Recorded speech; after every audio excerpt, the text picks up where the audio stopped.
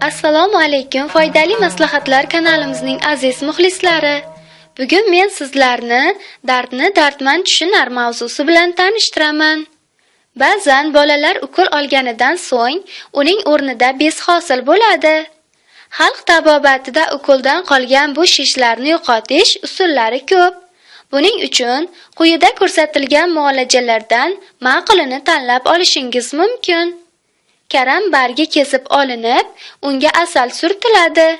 Keyin esa igna qoldirgan bezga mahkam bog'lab qo'yiladi. Bu muolajani 2 kun bajarsangiz, shishlar tezda tarqaydi. Xom kartoshka parrak qilib kesiladi.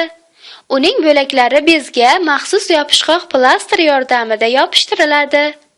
Hatto kirsovun yordamida ham bezlarni yo'qotishning imkoni bor. Sterillangan bint issiq suvga ho'llanib siqib olinadi. Ustidan yangi kirsovun ishqalanadi va bez ustiga bosiladi. Shuningdek, 5-6 qavat o'ralgan bintni karam suvi yoki qatiq zardobiga botirib, bezga bog'lasangiz, shishlar oson so'rilib ketadi.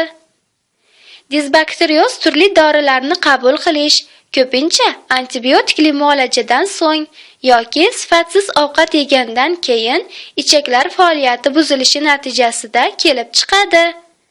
Xasta ichaklar faoliyatini tiklash uchun esa bolaga yalpiz choyi berish kerak.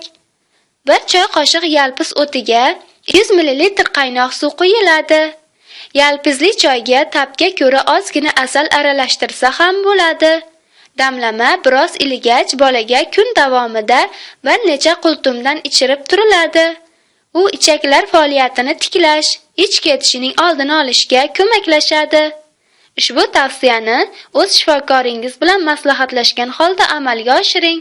Doimo salomat bo'ling.